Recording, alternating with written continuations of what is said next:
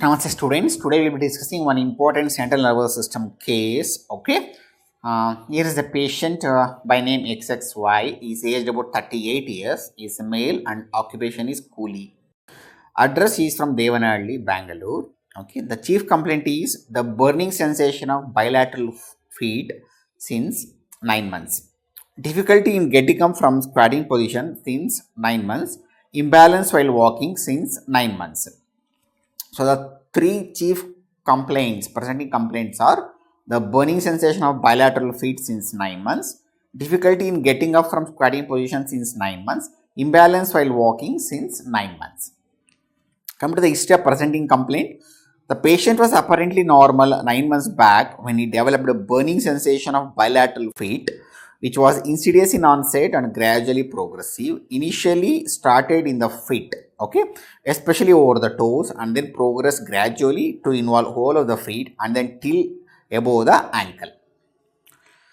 This whatever he had this burning sensation, it was present throughout the day with no aggravating or relieving factors.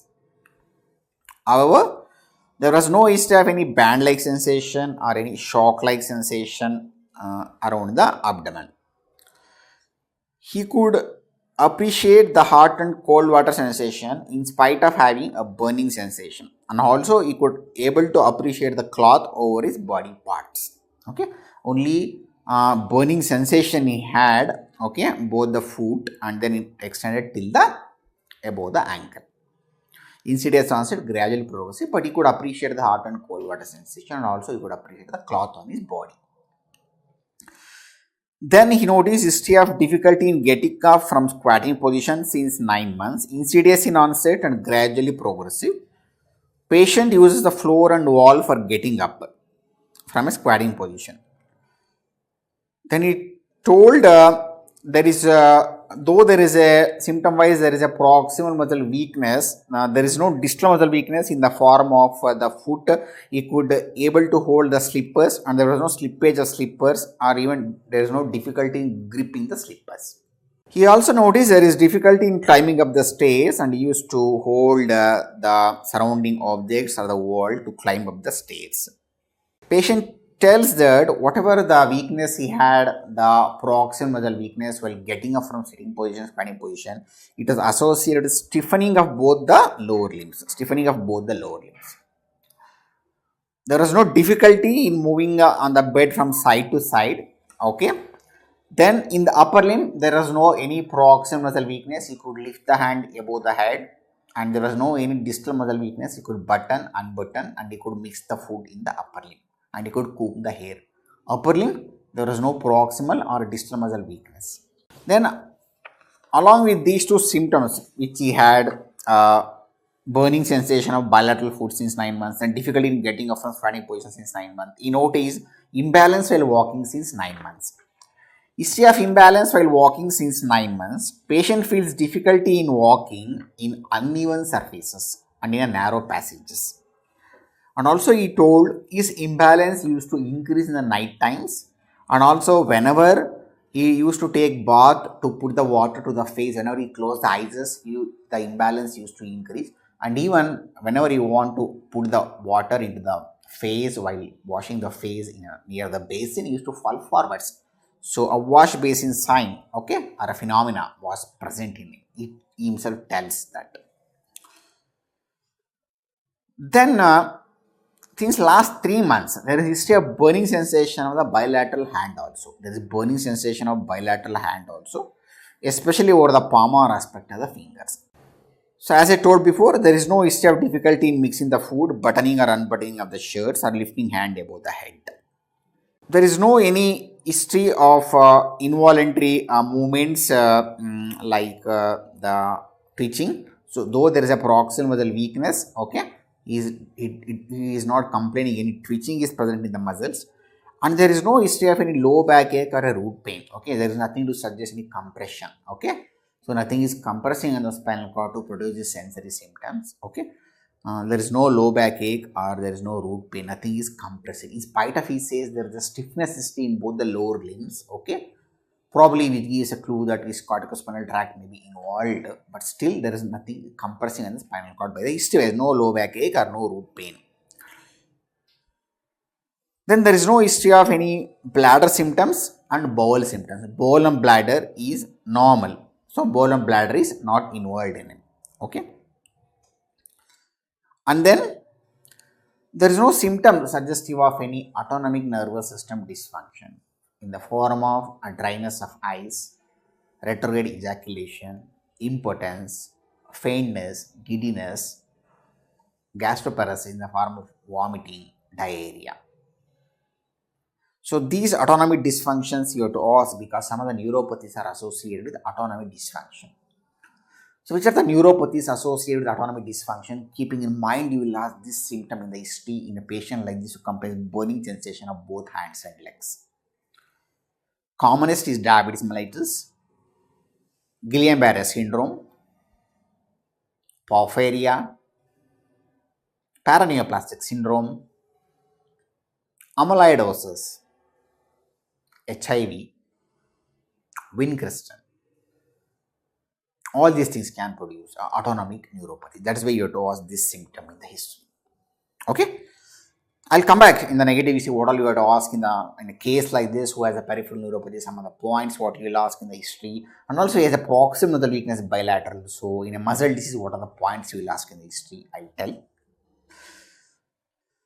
Then there is no history of any smell disturbance, diplopia, blurring of vision, difficulty in chewing, loss of sensation over the face, drooling of saliva, deviation of the angle of mouth, or any difficulty in hearing, vertigo, difficulty in swallowing, nasal regurgitation, or making bolus of the foot. See, all these symptoms is the cranial symptoms. So it's not giving any history of symptoms suggestive of cranial involvement. Why in a case like this, the peripheral neuropathy, you have to ask cranial symptoms is some of the peripheral neuropathies are associated with cranial disturbances. So which are the neuropathies which are associated with cranial disturbances, cranial affection? Commonest is diabetes mellitus, Guillain-Barré syndrome, diphtheria, HIV, vitamin B12 deficiency. Okay, these diseases will have a cranial affection along with the peripheral neuropathy and a B12 deficiency, HIV, Guillain-Barré syndrome, diabetes, diphtheria, sarcoidosis can have a cranial affection along with peripheral neuropathy. That is why you have to ask those symptoms in the history. Then history-wise, there is no waxing and waning of the above symptoms. This is in a peripheral neuropathy. What are the neuropathies which can comes and goes? The recurrent neuropathies. The recurrent neuropathies or porphyria can come and go.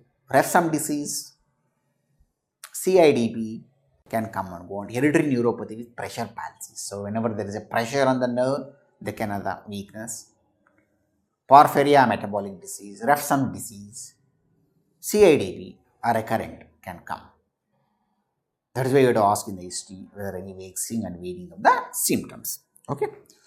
There is no loss of weight or loss of appetite. This is important because paraneoplastic syndrome can produce a peripheral neuropathy. That's why this symptom you have to ask in the history whether there is any history of loss of weight or loss of appetite.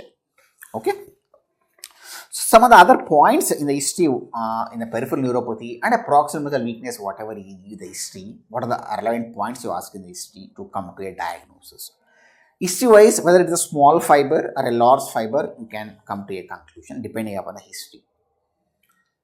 A small fiber neuropathy usually will have a burning type of pain, allodynia, a shock-like sensation, burning type, shock-like, electric shock-like sensation, stabbing type of pain, small fiber neuropathy. Whereas a large fiber neuropathy, they will have imbalance, numbness, tingling and numbness, pins and needles, a large fiber neuropathy. History-wise, you have to ask, you can come to a conclusion. Our patient is having a burning, so history-wise, you can say it is small fiber, but he also has imbalance, so large fiber. So history-wise, both large fiber and small fiber in our patient. He has a burning sensation also, and he has imbalance also. So it's both large fiber and small fiber history-wise. Then small fiber sensory, what are the diseases you will think and you will ask in the history relevant to that small fiber sensory? Small fiber sensory, diabetes, hereditary, amyloidosis, Tangiers disease, and leprosy can produce a small fiber sensory neuropathies. Then you have a large fiber sensory neuropathy by B6 deficiency, B12 deficiency, Friedreich's ataxia. Okay, Friedreich's ataxia, a large fiber neuropathy. Cisplatin Sjogren syndrome can produce a large fiber sensory neuropathy. Then you have both large fiber and small fiber sensory neuropathy because of diabetes, paraneoplastic syndrome, hereditary, Wakar, and primary biliary cirrhosis, both large fiber and small fiber neuropathy. Our patient gives history of a sensory symptom, both upper limb and lower limb. Suppose if there is only a distal motor weakness with a motor neuropathy. What are the diseases which produces a motor neuropathy? Predominantly motor neuropathy. Porphyria, predominantly motor neuropathy. Dapsone, lead, predominantly motor neuropathy. Diphtheria, predominantly motor neuropathy. So, in this way, you have to ask whether there is a predominant motor or sensory involvement. Okay, so that point you have to ask. Then autonomic neuropathy symptoms I told and the causes also I told. Then in the history wise, whether it is a demyelinating, axonal or neuronopathy. Neuronopathy means the ganglion will be involved, that is neuronopathy. Demyelination is the myelin will get demyelinated and axonopathy. History wise, the demyelinating neuropathies are very fast onset and they recover fast. You remember a Guillain-Barré syndrome for a demyelinating neuropathy, then you can correlate the symptoms. Comes acutely, recovers also. Then predominantly proximal muscle weakness, demyelinating. There will be universal areflexia. Motor more predominant than sensory. Cranial nerves will be affected and CSF will show the abnormalities. Demyelinating neuropathies. In a demyelinating neuropathy, the predominantly affected are touch and vibration.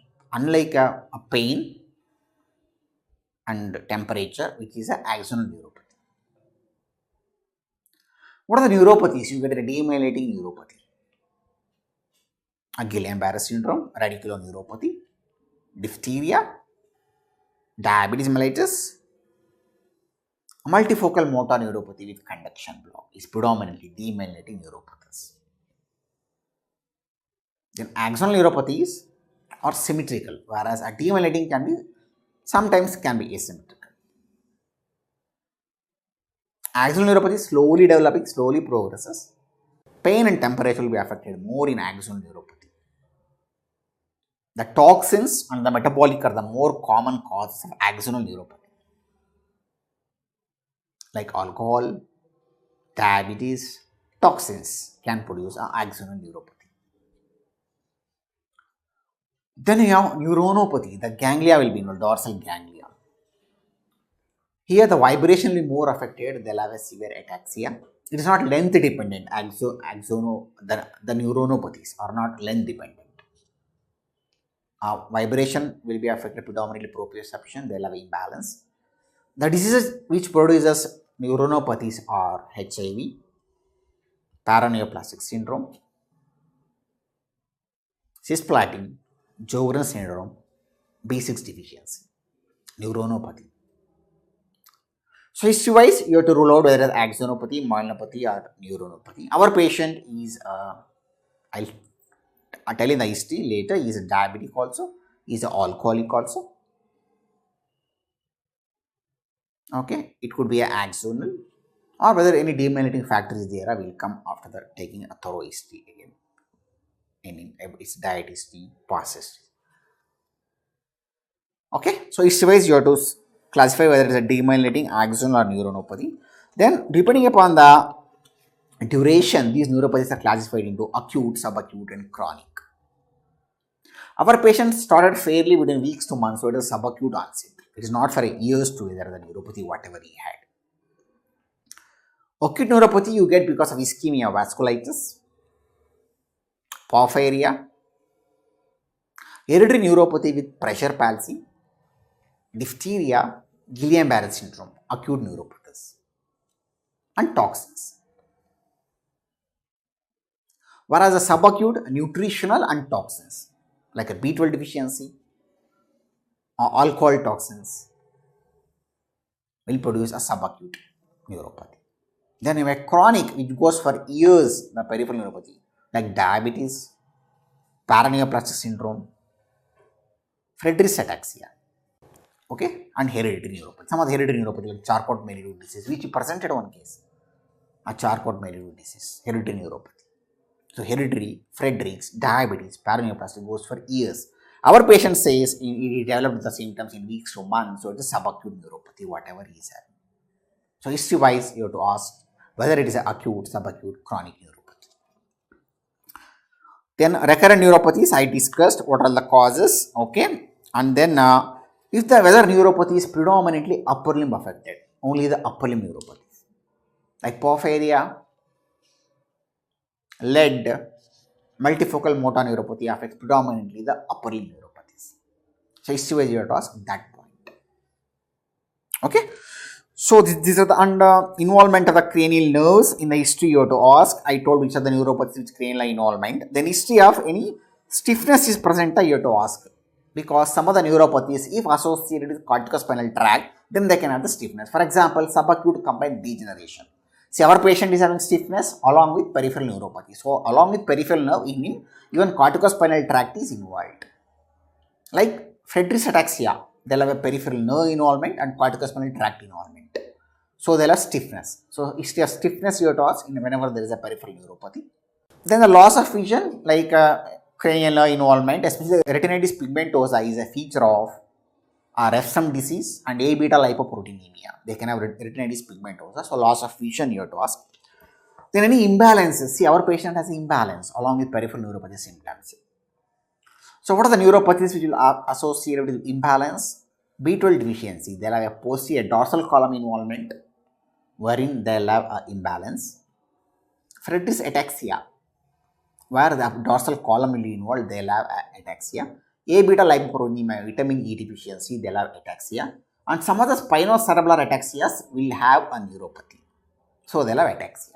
So any history of ataxia or imbalance you have to ask in a case of peripheral neuropathy. Then whether in the history you have to ask whether he is using in dentures. Artificial dentures will have a zinc, it produces copper deficiency. So you have to ask whether he is using any artificial dentures, you have to ask. History of joint pains, because connective tissue diseases like rheumatoid arthritis, SLE will have a mononeuritis multiplex. So history of joint pain you have to ask in any case of peripheral neuropathy. History of diarrhea, because inflammatory bowel disease, celiac disease will have a neuropathies. So you have to ask history of diarrhea. Then any symptoms suggestive of a liver cell failure like yellowish discoloration of the eyes, ascites, edema. Uremic symptoms, nausea, vomiting, because uremia and liver cell failure can produce peripheral neuropathy. You have to ask that history. Then whether patient was there in the ICU setup for 3 to 4 months, critical illness neuropathy, that history. Then you have to ask, as I told, history of any weight loss as a paraneoplastic syndrome. So these are some of the points which we'll ask in a case of peripheral neuropathy in a history to come to the etiology. Our patient had a bilateral proximal muscle weakness also along with peripheral neuropathy syndrome. So whenever a patient has a proximal muscle weakness like this persistently for 9 months, what are the points in the history we'll ask to come to a diagnosis of this motor weakness? So what are the points you will ask? Whether the mode of onset, here it is subacute onset. If the mode of onset is very acute, you think of periodic paralysis. A metabolic cause, glycolytic fatty acid metabolic pathways problems. Neuromuscular junction disorders can come.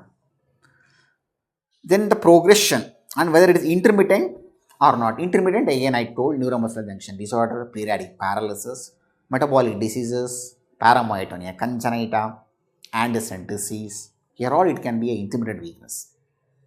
Then diurnal variation, neuromuscular junction disorder, there will be an evening weakness. Okay, diurnal variation you have to ask. And symmetrical. Okay, so the hereditary myopathies toxic induced, endocrine, metabolic, these are all symmetrical, bilaterally symmetrical, the muscle weakness. Then in history of stiffness you have to ask, because stiffness is there, then the anatomical localization is corticospinal tract. It is not the muscle. Our patient says corticospinal tract. Okay. So let us see at the end of examination whether corticospinal tract is the cause of his motor weakness or the muscle involvement, both the muscles, right side and left side. Okay. Then whether proximal or distal, you have to ask the weakness. Okay. Usually the myopathies are proximal, except very rare few distal myopathies are there. And like even inclusion body myositis, where a hand muscle will be involved along with the proximal thigh weakness. Some rare distal myopathies, or else myopathies are proximal. Then you have to ask any truncal muscle weakness. Our patient doesn't have any truncal muscle weakness. Okay, he can roll around on the bed side to side. Then eye involvement, any ptosis or any difficulty in the eye movements, because some of the myopathies will be associated with the eye movements. The ptosis without ophthalmic paralysis, myotonic dystrophy, congenital myopathies, and some neuromuscular junction disorders. Whereas ptosis with ophthalmic paralysis is mitochondrial myopathy, oculopharyngeal muscular dystrophy, and sometimes neuromuscular junction disorder. So any ptosis, eye movement problem is there, I have to ask. History of dysphagia and dysarthria, because oculopharyngeal muscular dystrophy and myotonic dystrophy will have dysphagia and dysarthria, that you have to ask. Constipation and excessive sleep, you get in myotonic dystrophy. Okay, you have to ask that history.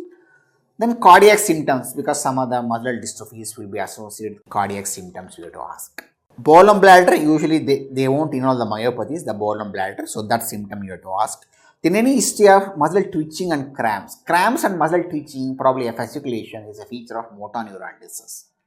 So that point you have to ask in the history. Then whether a weakness is related to the severe exercise and increased carbohydrate intake. A periodic paralysis, hypokalemic periodic paralysis, they'll have excessive exercise and a carbohydrate intake will precipitate the attack. So that history you have to ask. Then true load compression, as I told you, have to ask any cervical pain or a root pain. Then cognitive dysfunction, you get in Duchenne's muscular dystrophy, Becker's muscular dystrophy, and myotonic dystrophy.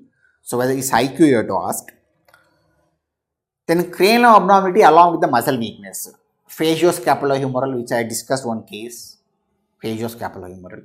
Myotonic dystrophy, they'll have a facial weakness.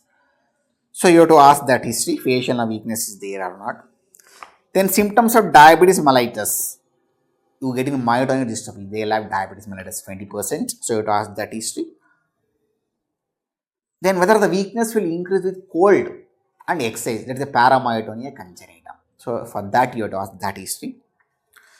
Then one of the common cause of proximal muscle weakness bilateral symmetrical is endocrinological causes. So symptoms of hypothyroidism, hyperthyroidism, or whether you had any tetania for hypoparathyroidism, or any bony pain for vitamin D deficiency, or any facial puffiness for Cushing's syndrome. These points you have to ask in the history. Then one of the common cause of proximal muscle weakness is toxins and drugs. So drug intake you have to ask. I'll come back in the drug history. What are the drugs you have to ask in the muscle disease and in also neuropathy? What are the drugs you have to ask in the drug history? I'll come back and tell. So as I told, any bony pain for a vitamin D deficiency. Then a persistent muscle weakness like this, whenever a patient says a bilateral proximal muscle weakness persistent for 9 months, there are only 9 varieties we will consider. It will present in the 9 varieties. Which are all those? A predominantly proximal muscle weakness. Which are the diseases you get a predominantly proximal muscle weakness? Muscle dystrophies, Duchenne's, Becker's. The congenital myopathies. The hereditary myopathies. Like facioscapulohumeral, limb girdle dystrophy, Duchenne's and Becker's, you get a bilateral symmetrical proximal muscle weakness. Then mitochondrial myopathies, the metabolic causes, toxins and endocrinological causes, they all produce bilateral symmetrical proximal muscle weakness. That is one variety. Usually that is the commonest variety. Which are the other varieties of a muscle disease which can present? You have a myotonic dystrophy where they will have a facial weakness, a distal hand weakness, and proximal thigh weakness, myotonic dystrophy. Then you have facioscapulohumeral where a face will be involved, scapula will be involved, and proximal thigh will be involved, facioscapulohumeral. Then you have inclusion body myositis where a distal hand and thigh will be involved, inclusion body myositis. Then eye involvement, oculopharyngeal muscular dystrophy, mitochondrial myopathies, eye involvement. Then dropped head syndrome, myasthenia gravis, polymyositis, amyotrophic lateral sclerosis, a variety of AMD. There will be a dropped head syndrome. Then axial involvement. Axial involvement you get in hyperparathyroidism, some of the axial myopathies, you get an axial involvement, hyperparathyroidism, axial involvement. So these are the way persistent weakness can. Our is a bilateral symmetrical proximal. Okay, so history-wise there is no family history. Okay, of any of these muscle disease in the family, and he is alcoholic. Okay, probably that could be the cause of his the muscle, but he has a stiffness. Corticospinal tract is involved. So whether that weakness is because of corticospinal tract or a muscle disease, let us discuss at the end of the history. Okay, where to localize the anatomy. So these are the some of the points which we will ask in the history. Okay, pertaining to peripheral neuropathy problem, pertaining to is proximal muscle weakness. Okay, these are the points which you ask in the history. Coming to the past history, patient is a known case of diabetes mellitus since 8 years on metformin 500 mg BD and glimepiride 2 mg BD. But he is not compliant to the treatment. And why diabetes history is important? What are the neuropathies that diabetes patients can develop? A common distal sensory motor neuropathy, autonomic neuropathy. They can have mononeuritis. A cranial nerve can be affected because of vasculitis. A thoracoabdominal neuropathy they can have. These are the common neuropathies which our diabetes patients can develop. There are some other rare neuropathies in diabetes. Diabetic neuropathy of cachexia, acute neuropathy of diabetes mellitus, it is known as diabetica neuropathy cachexia. Usually you see that in type 1 diabetes with acute weight loss. Then in DK you may get a sensory motor neuropathy. A CADP you may get in a diabetes mellitus patient. There is a history of diabetes is important, and diabetic amyotrophy is a misnomer. It's a plexus involvement, diabetic amyotrophy. Okay, these are the neuropathies which you can get in diabetes mellitus. That is the history of diabetes is important. There is no history of any seizures, CVA or systemic hypertension in the past.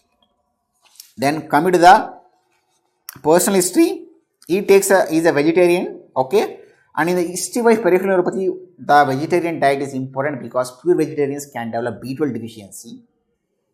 Okay, producing a peripheral neuropathy, and also a refsum disease, which is a phytanic acid metabolism pathway. They can have a recurrent neuropathy because of a fish oil, ruminant fat intake, and also dairy products. Dairy products, fish oil and ruminant fat can produce a neuropathy. So diet history is important. Appetite is normal.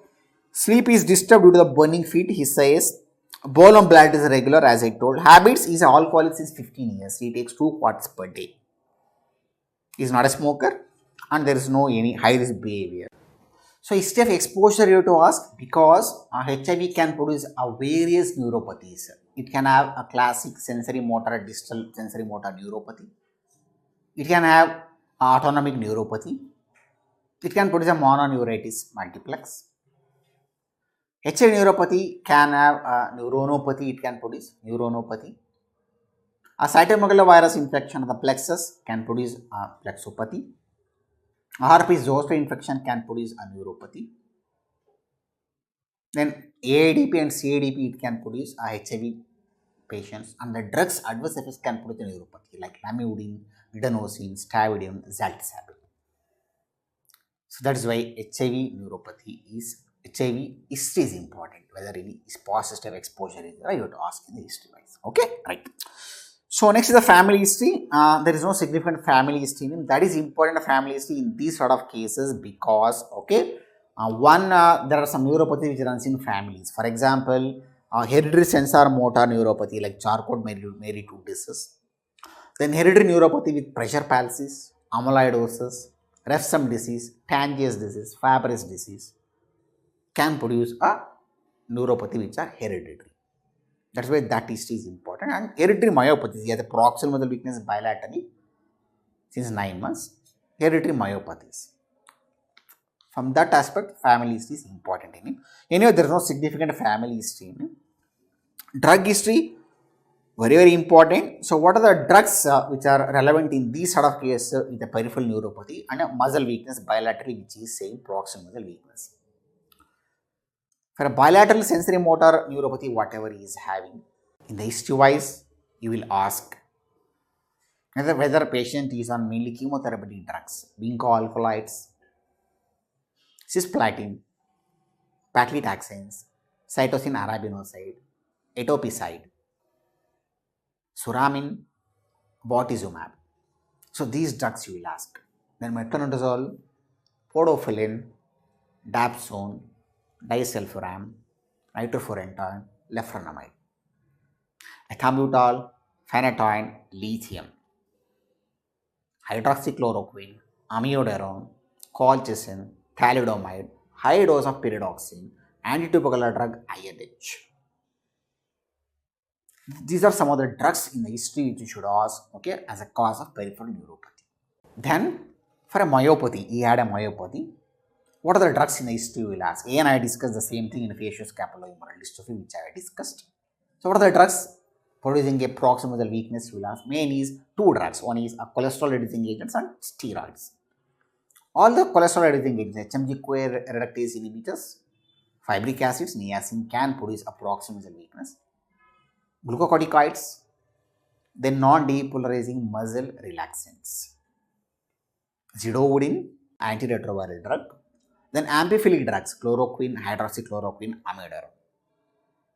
Addictive drugs like amphetamine, alcohol like in him, heroin, cocaine, phencyclidine, meperidine can produce a proximal muscle weakness. Then you have a microtubule inhibitor like colchicine can produce a proximal muscle weakness. Then autoimmune mechanism by which some drugs can produce a proximal muscle weakness are cholesterol reducing agents like statins, checkpoint inhibitors, penicillamine can produce a proximal muscle weakness. So that's why that history is important in such sort of cases, okay. Whether that in drugs to produce such a proximal weakness is having bilaterally symmetrical and peripheral neuropathy. That history is important. Our patient takes only oral epilepsy drugs. There is no other significant drug history in him. Okay. So the summary: a 38-year-old male came with complaints of bilateral burning feet, difficulty in getting up from squatting position, and imbalance while walking, and is a both known diabetic and alcoholic. And his sensory symptoms is progressive from distal to proximal, and motor symptom is involving only the lower limbs and proximal muscle weakness. No symptoms in the upper limb in the involvement of the muscles, okay. Proximal and distal muscles are not involved in the upper limb, but in the upper limb there is a hand, bilaterally hand, there is a burning sensation. No cranial nerve is involved and no ball bladder is involved symptom wise. Okay. Now, where are the anatomical localization you want to localize? He has a burning type of pain, foot and palm. So, peripheral nerve, small fiber, burning sensation. He has an imbalance. So, large fiber, both large fiber and small fiber, peripheral nerve. He has a bilateral proximal muscle weakness. That proximal muscle weakness could be because of either the muscle or could be corticospinal tract. So, we don't know. Could be because of anything. He says there is a stiffness history is there. Stiffness goes in favor of corticospinal tract involvement, but still muscle could be a possible because he is a chronic alcoholic. Alcohol, as I told, is a toxin which can produce a myopathy. So his proximal muscle weakness could be because of a muscle or corticospinal tract involvement. Okay. So the anatomical structures involved are peripheral nerve, small fiber, a corticospinal tract, possibly a muscle. Okay. So, what could be the etiology of his peripheral neuropathy with corticospinal tract involvement, and here he has an imbalance. He has an imbalance, okay, that too in the night times and wash basin sign. So, that imbalance localizes anatomy where? It localizes in the dorsal column.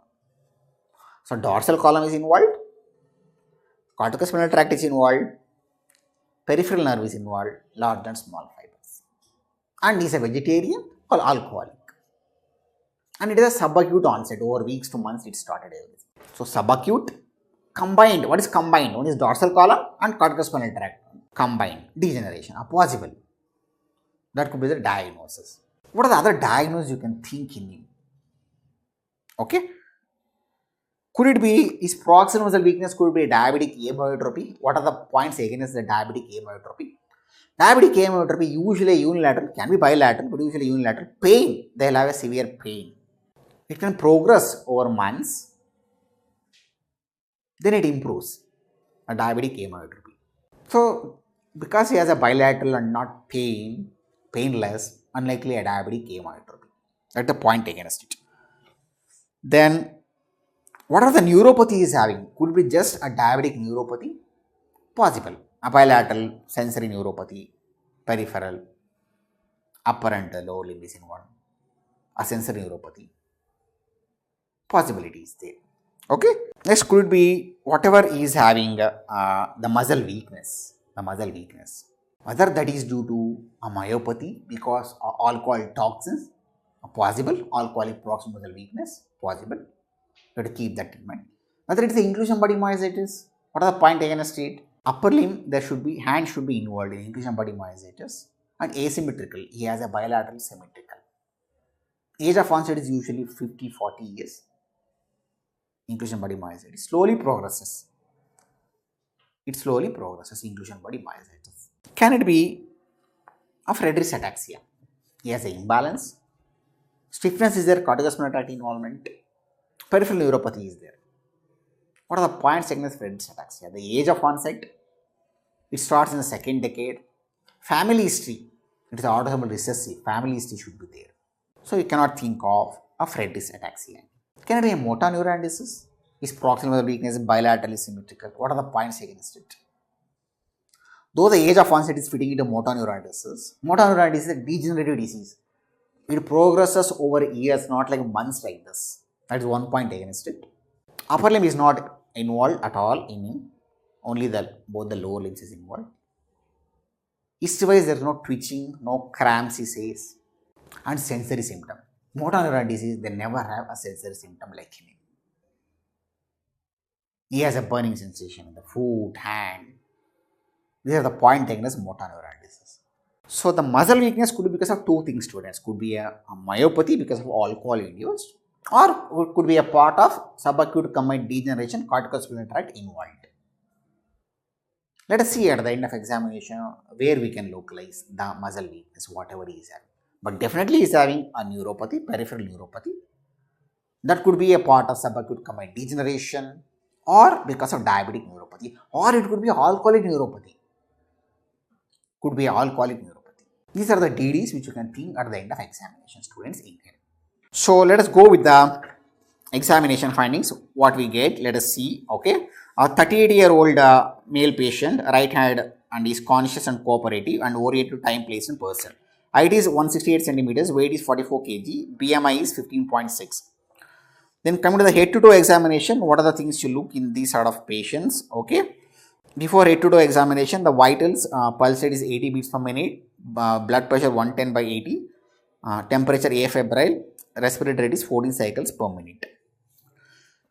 Let us see head-to-toe examination. What you want to look in these sort of patients who has a bilateral muscle weakness and a peripheral neuropathy symptoms. So students, in a neuropathy, what all you will see top to bottom, I had discussed in a case with a hereditary motor sensory neuropathy, Charcot-Marie-Tooth disease. Again, I'll repeat here. And in a myopathy, what are the things you look top to bottom? I had discussed in a facioscapulohumeral dystrophy. Again, I'll repeat it. Okay. In the face, hairs you have to see any alopecia is there or not. I'll come from top to bottom so that easy to remember for you. So any hair, any alopecia is there, you have to look. Alopecia is a feature you get in third week of thallium poisoning. Thallium poisoning, alopecia. Okay. Then in the face, any acne is there, I will see. Acne is also a feature which you see in third week of thallium poison. Thallium poison. Okay. Then anemia. Okay. Kan mel nodi. No pallor. Kan kaliga nodi. No jaundice. Anemia, how it is relevant to peripheral neuropathy. Anemia, you get in a B12 deficiency, they will have a peripheral neuropathy.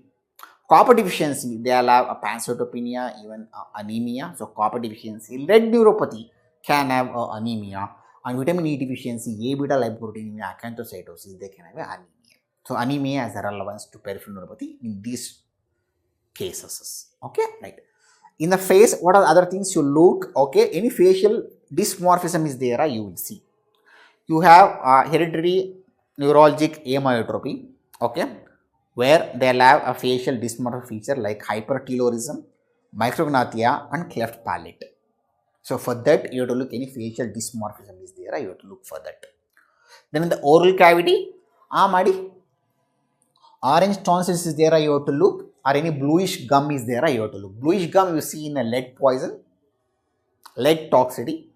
Orange tonsils you get in a Tangiers disease. So for that, you have to look the mouth. Then in a peripheral neuropathy, you have to look for any hypopigmented patches for a leprosy.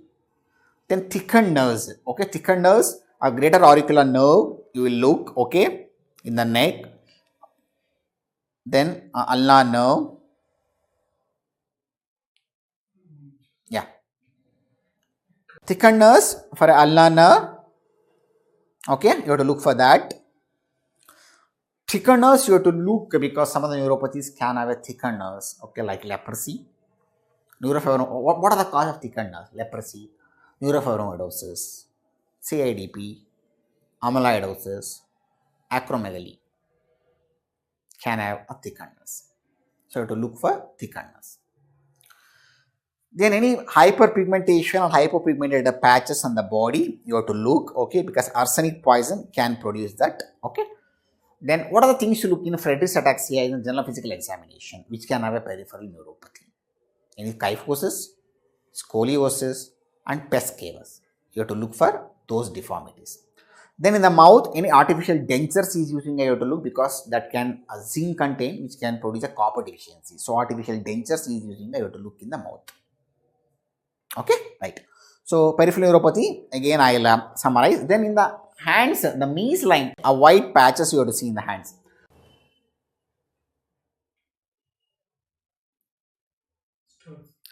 Mees lines you have to look, okay. Mees line indicates arsenic poison. Even you may get sometimes in thallium poison, the Mees line. So peripheral neuropathy, Mees line, orange tonsils, anemia, pigmentation of the hair and body, dysmorphic features. Then one important thing in this case is the one disease which you are thinking in him as a diagnosis is subacute combined degeneration. So what do you look in the hand? Knuckle pigmentation. So you have to look for knuckle pigmentation. He don't have any knuckle pigmentation. You have to look for that, okay. Then pes cavus, I told, kyphosis, scoliosis, and on hereditary motor sensory neuropathy, Charcot-Marie-Tooth disease, they will have inverted champagne appearance of the leg. So you have to look for that. He is not having that inverted champagne appearance. Okay, these are the general physical examination you have to look. And in the abdomen, any surgical scar is there you have to look because gastrectomy can produce B1 deficiency and copper deficiency. Okay, a thiamine and copper deficiency. So you have to look any gastric scar is there in the abdomen. These are the GP examination what you look top to bottom in a peripheral neuropathy. Coming to a myopathy, he has a proximal weakness bilaterally. What are the points to look in top to bottom examination in a myopathy? I discussed this in facioscapulohumeral. Again, I'll just repeat it. So, a myototic dystrophy features is there a patient you will see like a hatchet face. Hatchet is the axe. How an axe looks. Okay, a masseter will be wasted. A facial, a temporalis and masseter muscle will be wasted. Then any frontal baldness is there. You will look.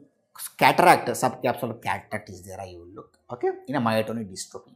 Then Anderson-Thivalli syndrome, you look for hypertelorism, micrognathia, then kyphosis, clinodactyly, and very broad forehead. These are the things which you look in a Anderson syndrome. Okay, right. Then a muscle disease, if it is a very acute to subacute onset, okay, if it is subacute onset, in inflammatory myopathies, you look for any skin lesions like heliotropic rash, Gottron patches, Gottron papule, Shaw sign, V sign. Okay, you may have to look if you suspect an inflammatory myopathy. Okay, right. Then winging of scapula. I had discussed one case, facioscapulohumeral dystrophy. He had a winging of scapula, so you have to look for any winging of scapula is there in GPE. Okay. Then because a proximal muscle weakness bilateral is one of the common conditions, the endocrinological causes, any facial features of hypo and hyperthyroidism is there. Lateral one-third of fibrosis lost, or any eye sense of hyperthyroidism is there, you have to look, or any Cushing faces, okay, buffalo hump, okay, Cushing faces is there, you have to look in the top to bottom examination. Okay, right. So these are the things which you look in top to bottom examination in relevant to pertaining to this case, because he is having a peripheral neuropathy as well as a proximal muscle bilateral weakness is present. Now coming to the central nervous system examination, high mental function is a right-handed person, conscious and cooperative, oriented to time, place and person. His minimal status examination is 25/30, normal according to his education level. Even from 24 to 27 it varies. And minimal status examination is very important because one of the disease which you are thinking, subacute combined degeneration, there can be a cognitive problem, there can have a cognitive dysfunction. Memory, immediate, recent and remote is intact. Speech, it is normal. Comprehension, repetition is normal. Okay, this is about the higher mental function. Come to the cranial nerve examination. The first nerve, the smell, it is normal. Second nerve, visual acuity 6/6, visual field is normal. Pupil, it is round and reactive 5 mm bilaterally. Fundus is normal. Color vision, it is normal. Third, fourth and sixth extraocular muscles, pupillary reflex is normal. Fifth nerve, sensory, motor and jaw jerk. Sensory examination is normal. Motor examination is normal. Jaw jerk is not exaggerated. Eighth nerve, the seventh nerve, the sensory examination is normal. The motor examination is also normal. Seventh nerve examination. Eighth nerve, Rinne's AC is better than BC. Weber's, it is equally conducted to both the sides, right and left. Ninth and 10th, the gag reflex is normal. The palatal movements are normal. 11th nerve, turning head to side, shrugging of shoulder is normal. 12th nerve, there is no tongue fasciculation, okay, or tongue atrophy. So by and large, cranial nerves not affected in him. But why you have to look cranial nerve? What are the neuropathies associated with cranial nerve? What are the myopathies associated with cranial nerves? I told. For that purpose, you have to look the cranial nerve examination in him. In him, it is normal. No cranial nerves are affected in him. Okay. Now coming to the motor system examination, students. Patient, the bulk and nutrition, the first point, bulk and nutrition. Arm, right side is 22, left side is 22. Forearm, right side is 20, left side is 20. So there is no gross any difference between right and left side. Thigh, right side is 34, left side is 34. Leg, right side is 26, left side is 26. So there is no gross difference between right and left side. Coming to the tone, let me check the tone on him. So let me check the tone in the upper limb. Right side, it is normal, students. Right side, the tone. Let me check on the left side. It is normal. Let me check on the lower limb. So let me first check the range of movements. Appears normal, students. Okay, the range of movement is fairly okay. You could observe in familial spastic paraplegia which are presented, there was no movement only. You can compare the movement. Okay. Now let me drag the foot. So it comes along the ground. You can see in FSP case which are presented familial spastic, it lifted. Okay, because of hypertonia. So it comes along the ground. So tone is normal, students. Bilaterally, upper limb, lower limb, tone is normal. Okay. So next is the power. Okay, let me check the power.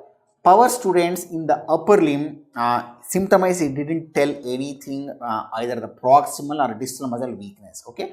On examination also, upper limb power is examination is normal.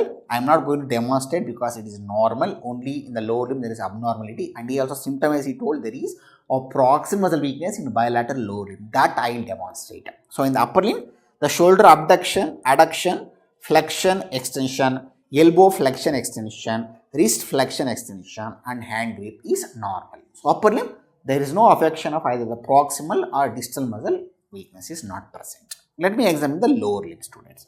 So lower limb, the hip, lower limb, let me examine for the hip flexion. ನೀವು ಆರಾಮಾಗಿರಿ, ನೀವೇನು ಮಾಡೋದು ರಾಜೇಶ್, ಇದನ್ನು ಇಲ್ಲಿಗೆ ಮಡಚ್ಕೊಳ್ಳಿ. It's doing it, but there is slight weakness, students. I can say, it's saying only that much he can do, around 4/5. He can't do beyond that. Okay, let me check on the left side. ಇದನ್ನು ಇಲ್ಲಿಗೆ ಮಡಚ್ಕೊಳ್ಳಿ. ಅಷ್ಟೇನಾ? Okay, only that much he can do. Okay, right, around 4/5. The hip flexion. Hip flexion is by iliopsoas, students. Okay, supplied by superior gluteal nerve. Now let me check the hip extension. I will examine in the prone position. Okay, hip abduction, adduction. Let me check. Hip abduction. Let me check. Rajesh, ಕಾಲ್ ಅಗಲ ಮಾಡ್ಕೊಳ್ಳಿ. You can do, but there is a weakness around 4 by 5, I can say, students. Okay, hip abduction. Now let me check hip adduction. Again, there is a weakness, students. Hip adduction around 4 by 5. Okay, right. Next, knee extension. Let me check. Hip abduction is by gluteus medius and minimus, supplied by superior gluteal nerve. Hip adduction is by adductor magnus, brevis, adductor group of muscles, supplied by obturator nerve. ಕಾಲ್ straight ಮಾಡ್ಕೊಳ್ಳಿ, straight ಮಾಡಬೇಕು. ಮಾಡಿ. Okay students, it's fairly okay. I can say around 4+. Let me check on the left side. ಕಾಲ್ straight ಮಾಡ್ಕೊಳ್ಳಿ. Yes, around 4+. The other way to check the quadriceps is a barkeeper hold. Okay, given in Dijon. Okay, you can ask him to straighten. Call straight ಮಾಡ್ಕೊಳ್ಳಿ, straight ಮಾಡಬೇಕು ಮಾಡಿ. Okay, right. This is a barkeeper's hold. You can do a test quadriceps like this also. Then one more muscle I want to tell is sartorius. Sartorius is ask him to flex with little laterally rotated. Then ask him to flex again. ಕಾಲ್ ಮಡಚ್ಕೊಳ್ಳಿ ಒಳಗಡೆಗೆ, ಅಲ್ಲ ಒಳಗಡೆ ಮಾಡ್ಕೊಳ್ಳಿ. Like this sartorius you can test. I'll test this side also. Sartorius little laterally rotated. ಕಾಲ್ ಮಡಚ್ಕೊಳ್ಳಿ ಒಳಗಡೆಗೆ. sartorius muscle ಸಾಕು ಬಿಡಿ. So this is knee extension. Knee flexion I'll test while making my prone position. Okay, I'll do that after I'm making prone position. Let me examine in the foot. Okay, symptom as he told, there is no weakness of the foot. Okay, he could grip the chappals. Okay, on examination let me see. Rajesh, ಪಾದ ಮೇಲ್ ಮಾಡ್ಕೊಳ್ಳಿ. dorsiflexion you can do, students. You can see ಪಾದ ಕೆಳಗೆ ಮಾಡ್ಕೊಳ್ಳಿ. You can do plantar flexion right side. Left side let me check. ಪಾದ ಮೇಲಕ್ಕೆ ಮಾಡ್ಕೊಳ್ಳಿ. Left side dorsiflexion normal. ಕೆಳಗೆ ಮಾಡ್ಕೊಳ್ಳಿ. Plantar flexion is also normal. Dorsiflexion is by tibialis anterior. Okay, plantar flexion is by the gastrocnemius and soleus, supplied by tibial nerve. Okay, the tibialis anterior supplied by deep peroneal nerve. Now the inversion and eversion. Rajesh, ಈ side ಮೇಲೆ ಕೆತ್ತಿ. inversion is doing it. ಸಾಕು ಬಿಡಿ, ಸಾಕು ಸಾಕು. ಈ side ಮೇಲೆ ಕೆತ್ತಿ. eversion also is doing it, student. ಈ ಸೈಡ್ ಮೇಲೆ ಕೆತ್ತಿ. ಸಾಕು ಸಾಕು ಸಾಕು ಸಾಕು. ಈ ಸೈಡ್ ಮೇಲೆ ಕೆತ್ತಿ. ಹೀಗೆ ಮಾಡಬೇಕು ಹೊರಗಡೆಗೆ, ಹಂಗಲ್ಲ, ನಾನು ಹೇಳ್ತೀನಿ ಬಿಡಿ, ನೀವು ಸುಮ್ಮನೆ ರೀ. ಹಿಂಗೆ ಹೊರಗಡೆ ಆಗ್ತಾ ಇಲ್ವಾ? Okay, no problem, right. So it's inversion and eversion in the foot. So fairly normal, students. Okay, that is muscle. Even he says you could hold the slippers tightly. Okay, now let me examine the muscles which on the prone position. Let me examine the hip extension. Rajesh, ನಾನು ಹೇಳಿದಾಗ ಈ ಕಾಲನ್ನ ಮೇಲಿಗೆ ಎತ್ತಬೇಕು, ಇಲ್ಲಿ ಮಡಚಬಾರ್ದು. ನಾನು ಬೆಳಿಗ್ಗೆ ಹೇಳಿದ್ನಲ್ಲ, ಈ ಥರ ಹಿಂಗೆ ಎತ್ತಬೇಕು ಮೇಲಿಗೆ, ಇಲ್ಲಿ ಮಡಚಬಾರ್ದು ಮಂಡಿ ಹತ್ರ. ನಾನು ಹೇಳಿದಾಗ ಎತ್ತಿ ಕಾಲು. You can do, students. Okay, around 4 is there. Let me check on the right side. ಇದು ಎತ್ತಿ. Okay, around 4 is there, students. Gluteus maximus is supplied by inferior gluteal nerve. Let me check the knee flexion. ನಾನು ಹೇಳಿದಾಗ ಕಾಲನ್ನ ಈ ಥರ ಮಡ್ಚ್ಕೊಳ್ಬೇಕು. Rajesh, ಮಡ್ಚ್ಕೊಳ್ಳಿ. knee flexion is by biceps femoris, semimembranosus, semitendinosus. He is fairly able to do that, students. ಈ ಕಾಲು ಮಡ್ಚ್ಕೊಳ್ಳಿ. around 4+ is there. Okay, ಸಾಕು ಬಿಡಿ. So it is supplied by tibial nerve. Now let me check the internal rotation. ಕಾಲು ಹಿಂಗೆ ಮಡ್ಚ್ಕೊಂಡಿರ್ತಿರಲ್ಲ, ನಾನು ಹೇಳಿದಾಗ ಹೊರಗಡೆ ಹಾಕ್ಬೇಕು, ಹೀಗೆ ಹೊರಗಡೆ ತರಬೇಕು. ತೊಗೊಂಬನ್ನಿ ಹೊರಗಡೆಗೆ. you can do, students, internal rotation done by gluteus medius minimus and tensor fasciae lata, supplied by superior gluteal nerve. ಈಗ ಈ ಕಾಲನ್ನ ಈ ಸೈಡ್ ಹೊರಗಡೆ ಹಾಕೋಬೇಕು. ತೊಗೊಳ್ಳಿ, ಹೊರಗಡೆ ಹಾಕಿ. you can do, students. He is doing it. Okay. So on the examination, the motor power examination, students, he has around 4- to 4+ weakness in both the proximal muscle, right side and left side. Okay, right. Now coming to the coordination. So coordination, students, upper limb, the finger nose finger test is normal. Lower limb knee heel test is able to do. Okay, and the cerebellum stem examination, the gait I'll demonstrate outside. Okay, it is fairly normal now because he underwent treatment. Earlier he couldn't even walk. Okay, students, such imbalance he had. Okay, he couldn't walk only. I'll demonstrate the gait. Okay, later there. So cerebellar system examination is very normal. He is not having any cerebral system finding, students. Now coming to the reflexes. Reflexes, superficial reflexes, corneal conjunctival is normal. Let me examine the abdominal reflex, okay, and plantar reflex, okay. Let me examine the abdominal reflex, students. It is present, you can make out present, present, present, students. Nicely you can make out present. So abdominal reflex is present, student, okay, right. Now let me demonstrate the plantar reflex, very important, students. Isways he told there is a stiffness of both the lower limbs. And one of the DD we are thinking this is subacute combined degeneration. Combined means he has an imbalance and ataxia indicating a posterior column involvement. Combined, one more combined is corticospinal tract. Symptom is he has a stiffness. Whether any finding we will get, let us see. Okay, plantar what will be. Okay, right. Now I will examine the plantar. Let me examine the plantar on the right side. See, student, classic extensor. Let me do on the left side. See, extensor. Okay, students, right. Now coming to the deep tendon reflexes, students, okay. So students, in superficial reflexes, you got one important sign, that is bilaterally plantar is extensor. So corticospinal tract is involved, okay, in him, okay. Along with symptom wise, dorsal column is also involved. Let me examine the sensory system whether dorsal column signs are there. Let us check that, okay, right. Now let me examine the deep tendon reflexes. Right side, the important biceps, triceps, brachioradialis, knee and ankle, I will elicit. Okay, right. Let me examine the biceps on right side.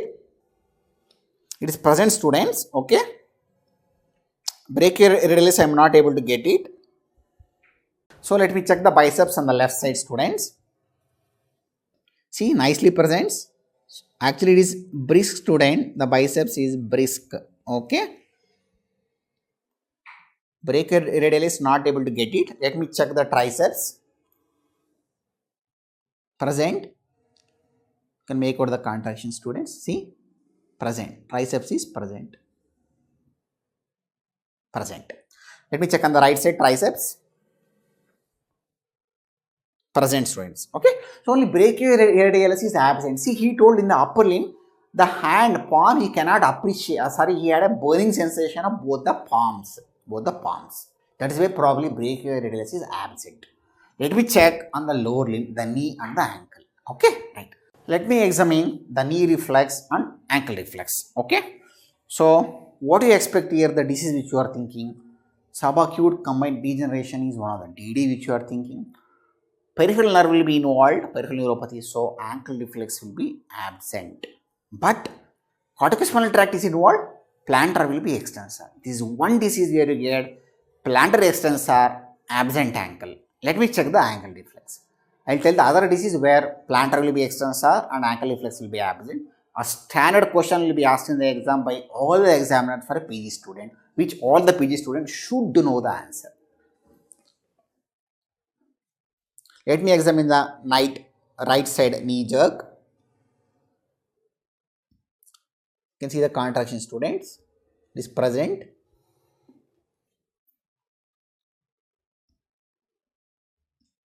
You see the contraction? Yes, nicely present. Present, students. Nice. Let me check on the left side. Aramagiri, Rajesh, ಏನು ಮಾಡಲ್ಲ.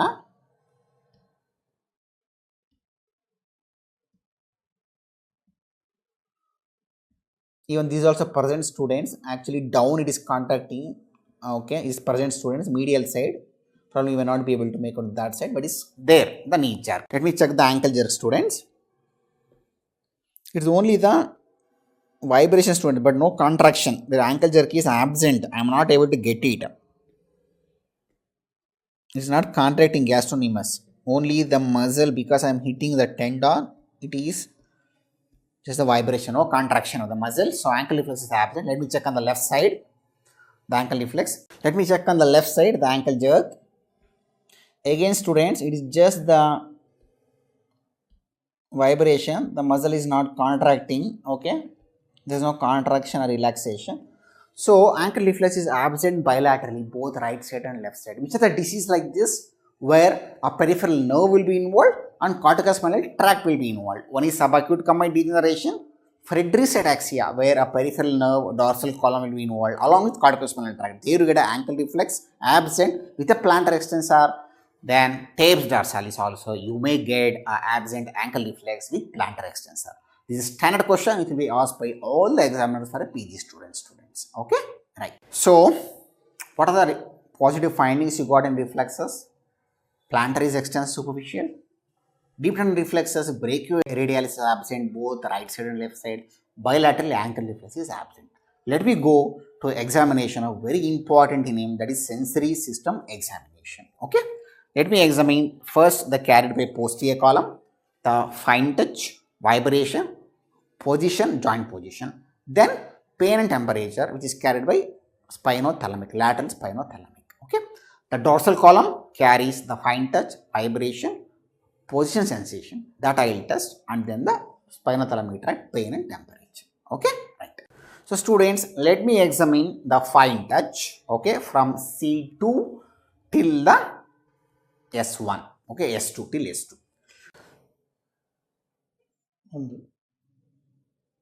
C3 students, C3, C4 you can appreciate. Let's C5. ಚೆನ್ನಾಗಿ ಗೊತ್ತಾಗ್ತಾ ಇದೆಯಾ ಇದು? Yeah, he's saying nicely, you can appreciate fine touch in C5. C6, let me check. ಈಗ ಮೇಲ್ಗಡೆದಕ್ಕೂ ಇದಕ್ಕೂ ವ್ಯತ್ಯಾಸ ಇದೆಯಾ? Same is sign. C6, C5 same. Let me go to C7. ವ್ಯತ್ಯಾಸ ಇದೆಯಾ? ಸೇಮ್ ಇದೆ. ಆ ಮೇಲ್ಗಡೆ ಹೆಂಗೆ ಕಳ್ತದೆ ಅದೇ ಥರ ಇದೆ. Same is sign. Let me check ಅಂದ್ರೆ C8. ಗೊತ್ತಾಗ್ತಾ ಇದೆಯಾ? ಎಷ್ಟು ಕಮ್ಮಿ ಇದೆ? 90% ಗೊತ್ತಾಗ್ತಾ ಇದೆ, 90% ಕಮ್ಮಿ ಇದೆಯಾ? He's saying 90% you can appreciate, 10% there is less in C8, in the palm. History wise also he told, in the palms he has a burning sensation. Okay, right. Next T1.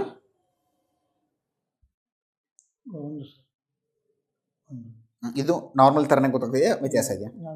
He's saying normally you can appreciate. Normal ಇದೆ, ಕಮ್ಮಿ ಇದೆ. He's saying normally in T2. Okay, let me examine the T4.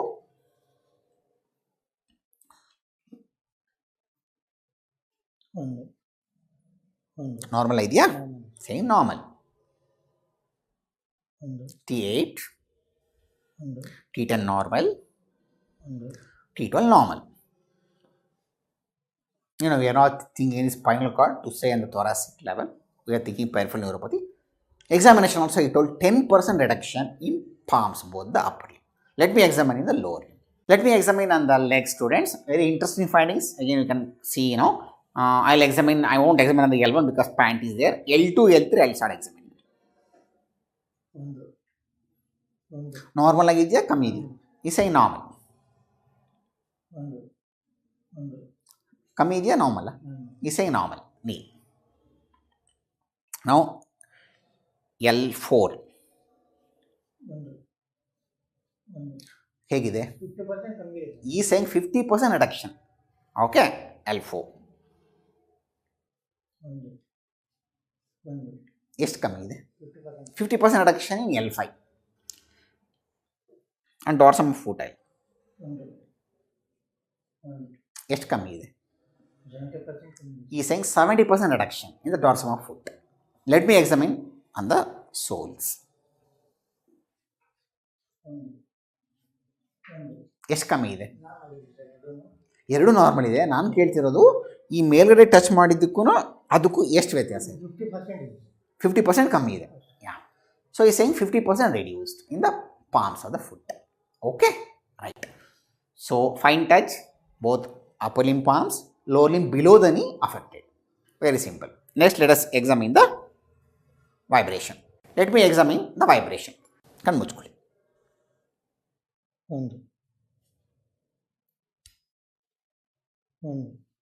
Okay.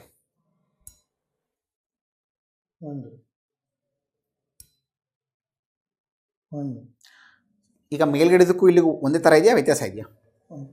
10% ಕಮ್ಮಿ ಇದೆ. ಈ saying 10% reduction in the vibration. Let me check on the hand.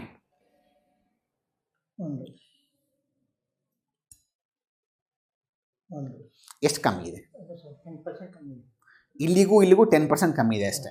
ಈ saying 10% reduction in the vibration. Nice, that's nice.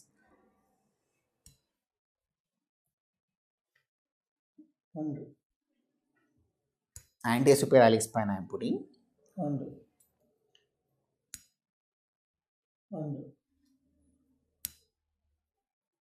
Yeah. ಇಲ್ಲಿಗೂ ಎಷ್ಟು ಕಮ್ಮಿ ಇದೆ? ಇಲ್ಲ, same ಇದೆ. He saying same. Okay, right. Let's me check on the observe students now what happens.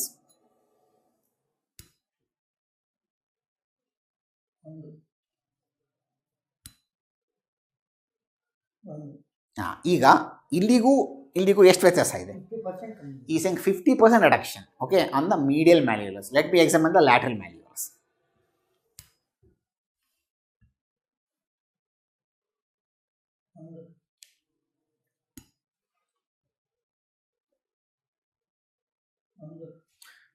ಇಲ್ಲಿಗೂ ಎಷ್ಟು ವ್ಯತ್ಯಾಸ ಇದೆ? 10% ಗೊತ್ತಾಗ್ತಿದೆಯಾ, ಕಮ್ಮಿ ಇದೆಯಾ? ಯಾ, ಈ saying 90% reduction. Okay, only 10% you can appreciate, okay, on the lateral malleolus. Okay students, let me examine the great.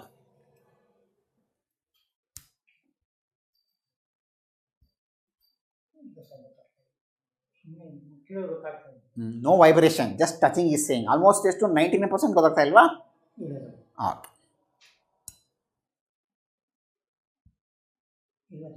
Yeah, he is saying only touch he can appreciate, vibration total absence in the great. Very nice students. Okay, so this is a vibration. Let me explain the position and joint position sensation. ಕಣ್ ತೆಗಿರಿ.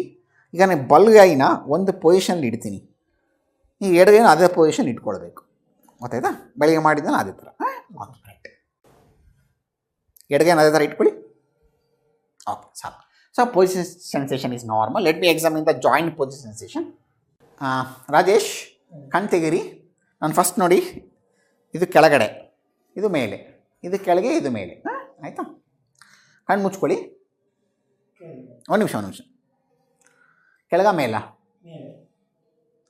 ಕೆಳಗ ಮೇಲ, ಕೆಳಗ ಮೇಲ.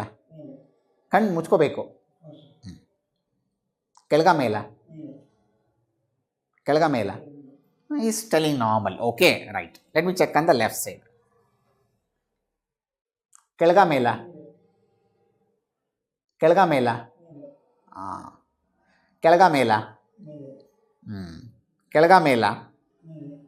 Is repeated telling wrong students. Left side. Okay, right. It's okay. Right, ಸಾಕು. ಕಣ್ ತೆಗೀರಿ. Left side joint position is affected. Right. So let me examine the pain students. Okay, the pain sensation. Okay, right.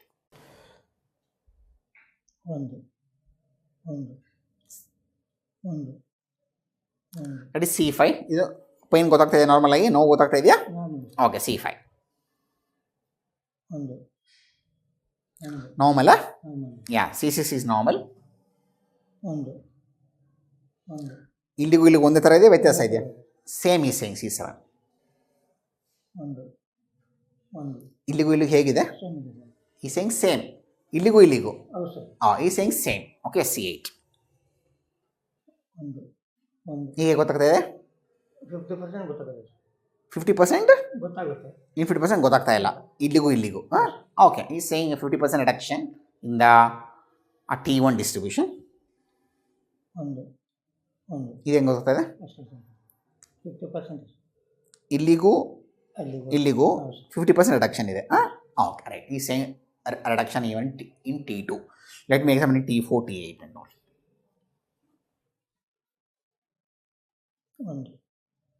ಇದು normal. Yeah, T10 normal. T12 normal.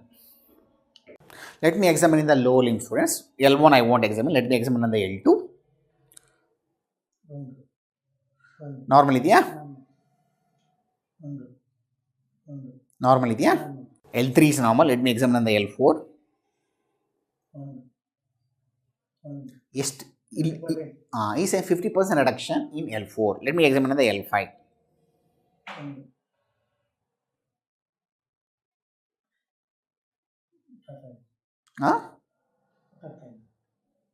ಈ same couldn't appreciate on the L5 right side. Let me examine the dorsum. ಎಷ್ಟು ವ್ಯತ್ಯಾಸ ಇದೆ ಇಲ್ಲಿಗೂ ಅಲ್ಲಿಗೂ? 50% ಚೆನ್ನಾಗಿದೆ, 50% 60% ಕಮ್ಮಿ ಇದೆ. ಕಮ್ಮಿ ಇದೆ. ಈ 60% reduction dorsum of the foot. Let me examine the plantar surface. He is not appreciating only, students. ಇದು ಗೊತ್ತಾಗುತ್ತಾ?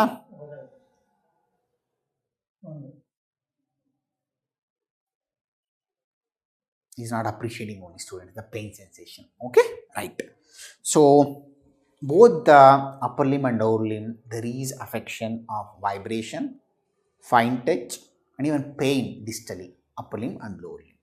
Okay, there is affection. Students, the cortical sensation, whichever areas he can appreciate, those areas cortical sensation is normal. The tactile localization, 2-point discrimination, stereognosis, graphesthesia. Then Romber's sign, I'll take him outside and demonstrate in him a very important sign, because you are thinking one of the areas subacute combined degeneration, dorsal column will be involved. Romber's sign is positive. I'll show the positive Romber's sign when I'll take him outside, students. I'll demonstrate that. Okay, right. Students, now I'll demonstrate Romber's sign. Romber's sign is very important in this case because that indicates dorsal column involvement. I'll give the instruction to stand with both the feet together with the eyes open, and then I'll tell him to stand with the eyes closed with both the feet together. Just observe. Rajesh, ಎರಡು ಕಾಲು touch ಮಾಡಿ ನಿಂತ್ಕೊಳ್ಳಿ. ಇನ್ನೂ ಜೋಡಿಸಿ, ನಾನು ಇರ್ತೀನಿ. ಜೋಡಿಸಿ, ಇನ್ನೂ ಜೋಡಿಸಿ. Okay. He's finding it difficult to stand with both the feet together, but still I made him to stand. Okay. ಮುಂದೆ ನೋಡಿ. ನಾನು ಇರ್ತೀನಿ, ಎದುರ್ಕೋಬೇಡಿ. He's finding it difficult, students.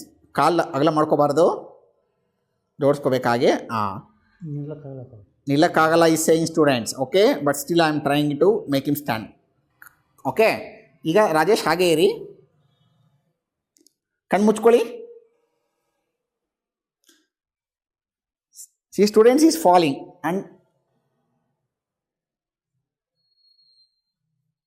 see, students, he couldn't stand. Okay, his foot went this one. So Romber's sign is positive. Okay, students, classic Romber's sign, students. Okay, right. Let me examine the gait. Actually, students, when he admitted our hospital, he couldn't walk. He had a full ataxic gait with a stamping gait. We gave the injection. Since 3 months we are giving B12, a drastic improvement in the gait. Okay, that much he has improved. As I told, the prognosis in B12, if at all improvement is there, improvement can occur in 3 to 6 months. Later on, improvement doesn't occur. This much he has improved, but whatever the degeneration to the nerves has occurred, it has occurred. That is why it is the progression has halted. Progression has halted, but the irreversible degeneration is not improving. Now let me examine the gait. Okay, students, now I'll examine his gait. Okay, you get a high stepping stamping gait. He had that, but now he is on treatment, students. His gait has improved, but still it is not normal, but still you can have a watch on his gait. Okay, Rajesh, ಅಲ್ಲಿಂದ ಇಲ್ಲಿವರೆಗೂ ನಡ್ರಿ, ಮತ್ತೆ ವಾಪಸ್ ಹೋಗಿ. ಸಾಕು, ಬನ್ನಿ, ವಾಪಸ್ ಬನ್ನಿ. Fairly normal, students. The gate drastically improved. ಮತ್ತೆ ಬನ್ನಿ, ಸಾಕು, ವಾಪಸ್ ಹೋಗಿ. Okay, it's improved, student. The gait has drastically improved. Okay, students, right. So the other system, CVS, S1, S2 is heard, no murmurs. For abdomen, soft, no organomegaly. Respiratory system, bilaterally normal, vesicular breath sounds are heard. Okay, so what are the positive findings you got in the examination? He has a bilateral proximal muscle weakness in a motor system examination. Bilateral proximal muscle weakness. Deep tendon, superficial reflexes, bilateral plantar is extensor. Upper limb brachioradialis is absent. Lower limb ankle jerk is absent. So ankle jerk absent, plantar extensor. Sensory system, upper limb and lower limb fine touch, vibration and pain sensation is affected. And Romber's sign is positive. So what are the DDs you thought at the end of history, students? Can you correlate now with these findings? Diabetic amyotrophy can't explain because history-wise only we ruled out. A bilaterally symmetrical is here and there is no pain, and knee reflex will be absent in diabetic amyotrophy. Here knee reflex is present bilateral. So diabetic amyotrophy is ruled out. Subacute combined degeneration. Yes, combined dorsal column, rhomboid sign positive, plantar is extensor, corticospinal tract, and peripheral neuropathy symptoms and signs is also there. But in subacute combined degeneration, dorsal column which carries a fine touch vibration will be affected. Pain and temperature fibers are not affected. But here even pain is affected. A plain SCD cannot explain in him the case. He has a peripheral neuropathy affecting both pain, temperature, even vibration, position, sensation. So probably added either a diabetic or a alcoholic peripheral neuropathy is also there along with the SCD. Only SCD can't explain in him because even diabetes and alcoholic neuropathy you have to bring in the diagnosis. So can it be a plain diabetic neuropathy? In a diabetic neuropathy, you won't get plantar extensor. In him, plantar is extensor. And stiffness is there. Stiffness can't explain diabetic neuropathy. So it cannot be a plain diabetic neuropathy. And he has a proximal weakness bilateral with a stiffness. So you have to bring corticospinal tract for this weakness, motor weakness, and also plantar extensor. Or is it just alcoholic myopathy bilateral? Possible, could be alcoholic myopathy plus alcoholic neuropathy. But again, plantar extensor goes in against just alcoholic neuropathy and alcoholic myopathy. So you have to bring SCD to explain that stiffness history and plantar extensor. Students, when now he's on treatment since last 3 months with the B12 injection. When he presented to 3 months back, he couldn't walk. And we couldn't get the plantar was mute at that time. Why? Zero sensation in the foot, both the foot. He couldn't appreciate the touch sensation at all. Plantar was mute at that time. But now because improvement is there, at least 50% he can appreciate the sensation. We are getting a plantar extensor. A nice amalgamation of the case where you can think alcoholic myopathy, diabetic neuropathy, alcoholic neuropathy, subacute combined degeneration. A nice exercise for the brain. Can it be a Friedreich's ataxia? Historically only we ruled it out. It starts in second decade, slowly over the years, not like this subacute. Even they also will have dorsal column, peripheral neuropathy, corticospinal tract involvement will be there in Friedreich's ataxia. But the mode of onset, the hereditary history is not there. So you can't think, and cerebral signs are not there. Dysarthria is not there. So you can't think Friedreich's ataxia. Can it be MND? Sensory symptoms are there, which rules out no fasciculation. Mode of onset. It is subacute here, weeks to months, there years. It's a degenerative disease. MND you cannot think. Inclusion body moiety is for its muscle weakness. Upper hand, the small muscles are not affected. The upper hand is to be affected. The hand muscles in inclusion body moiety. Lower limb to be asymmetrical thigh weakness, but here bilateral symmetrical. So you can't think inclusion body moiety. So this is a case of SCD plus alcoholic and diabetic neuropathy. You have to add that because pain is also affected in it. So subacute combined degeneration is the dorsal lateral syndrome. Lateral is corticospinal, dorsal is posterior column. Pain and temperature not that much affected in B12 deficiency, but here it affected not only SCD, you have to think along with that even either a diabetic or alcoholic neuropathy. So both small and large fiber affected because he has an imbalance history wise, burning sensation, a small fiber. So both small and large fiber is affected. So that's the case discussion, students. This is then we evaluated for his B12 level. B12 came around 40 picograms per microliter. We are treating with B12 injections since last 3 to 4 months, students. He couldn't walk. Now he is walking at least. I'll discuss when I discuss the SCD how with the treatment how they'll improve, what's the progression. I'll tell and I'll correlate with him. In him, B12 was less. We treated with the B12 injection. And we told him to stop alcohol. They are treating diabetes for his peripheral neuropathy to get in control. And symptomatic treatment for peripheral neuropathy, we are using gabapentin, tricyclic antidepressants, tramadol. In spite of that, still symptoms are persisting. So now let me discuss detail about some points about this case and SCD. So students, the meningeal signs and autonomic nervous system, I just forgot to tell, it is normal in him. No meningeal signs and autonomic nervous system is normal. Very simple students, CNS, as I telling from beginning, the mode of onset, acute, subacute, chronic. Some diseases will present acute like vascular, subacute like in him the nutritional causes subacute, demyelinating causes subacute, chronic degenerative diseases, Parkinson disease, Alzheimer's disease, the mode of onset. Then the anatomical localization. Either you can go from top to bottom or bottom to top. If you want to go from bottom to top, come from a muscle. You can have a muscle disease. I have discussed a dermatomyositis, which is the inflammatory myopathy. I have discussed the facioscapulohumeral dystrophy, which is a myopathy. And I am going to discuss myotonic dystrophy, which is again a myopathy. So, 3 muscle diseases I am going to discuss. From the top, bottom to top, I am telling. Then, one more, the muscle where you can think is a channelopathy, a periodic paralysis. I have one case, but that discussion will become only theory because they get only intermittently the weakness. At that time, we have to come and bring the patient to presentation. So, it will just become a theory discussion. If you want, I can discuss the periodic paralysis also. So, a muscle and channels. Next is neuromuscular junction, myasthenia gravis. I discuss the myasthenia gravis patient. Next is peripheral nerve, peripheral neuropathy. I discuss Charcot-Marie-Tooth disease, and again here a peripheral neuropathy. Again I repeated a peripheral neuropathy. Then come above anterior root. I discuss Guillain-Barré syndrome in the videos. Anterior root. Then come still above spinal cord. Spinal cord could be a compressive, non-compressive. Compressive, I have discussed one female with a foot drop compression. One more compressive myelopathy, I will discuss a high cervical cord compression in future. You can go through that video. So, compression.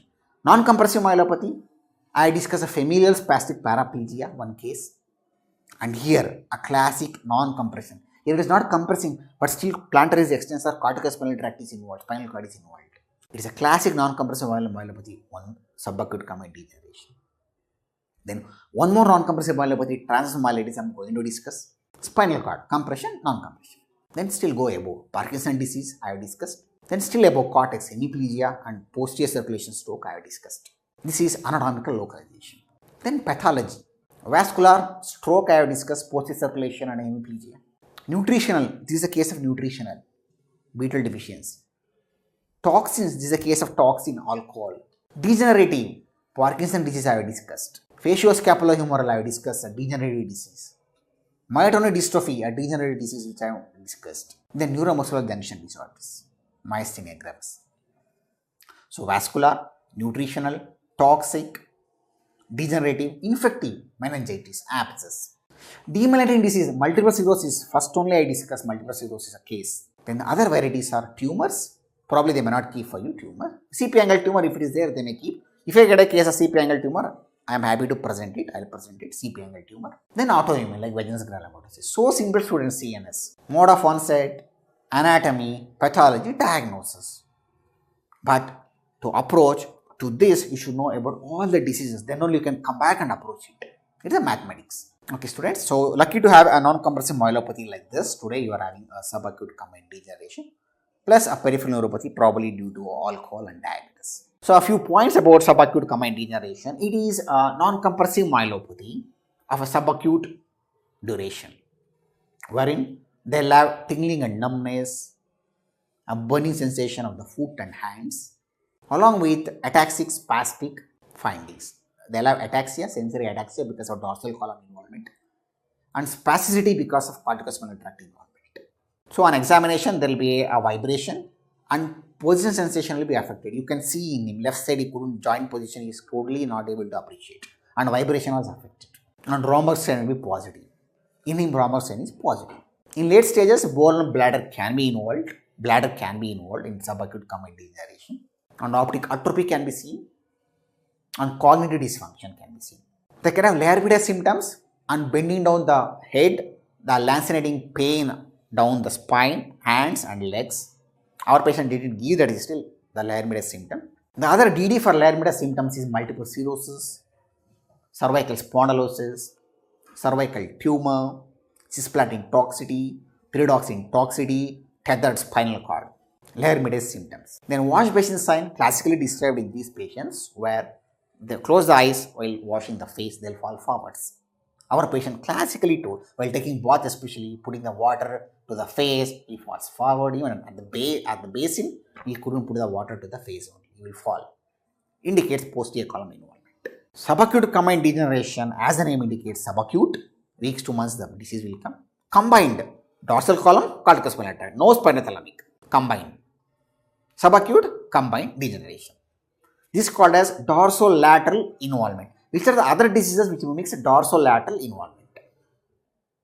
Friedreich's ataxia, there also dorsal column, cortical spinal tract, no spinothalamic. Nitrous oxide poisoning, toxicity. Same, it can present like this, which I'll tell detail. HIV myelopathy can present like this, dorsal column, cortical spinal tract. HTLV, tropical spastic paraplegia. HTL can present like this. Copper deficiency can present like this. Dorsal column, cortical spinal tract involvement. Then, in a compression, though in compression, all the tracts can be involved. In the initial stages, the first involved is a cortical spinal tract, the next involved is a dorsal column. At that stage, it can present like a dorsolateral syndrome. But later stage, even spinothalamic will be involved in the compression. This is the dorsal column syndrome differential diagnosis.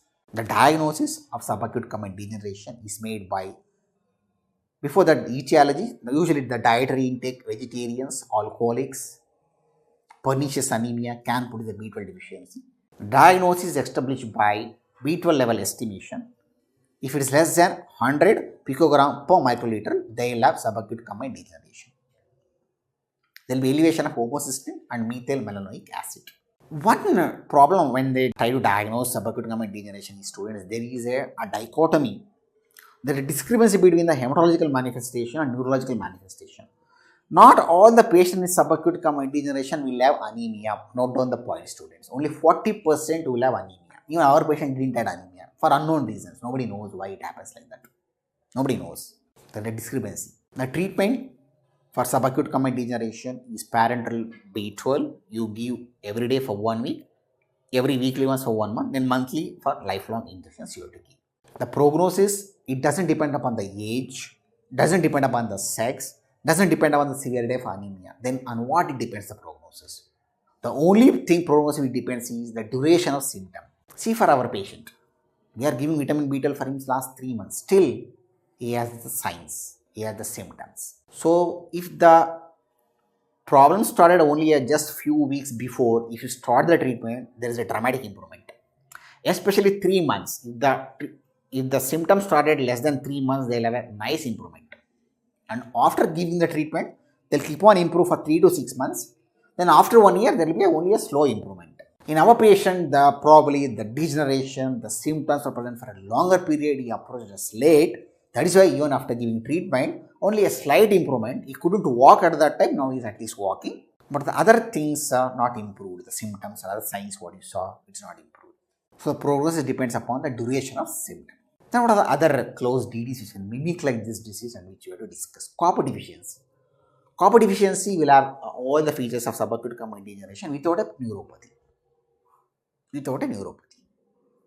The most common causes are idiopathic, or you may get copper deficiency after a bariatric surgery, or a zinc health replacement, zinc, or artificial dentures, or a dental cream containing zinc, because that zinc, there is a copper, it interferes with the copper protein, copper transport protein, a metallothionein. It will induce that, producing a copper deficiency, the zinc.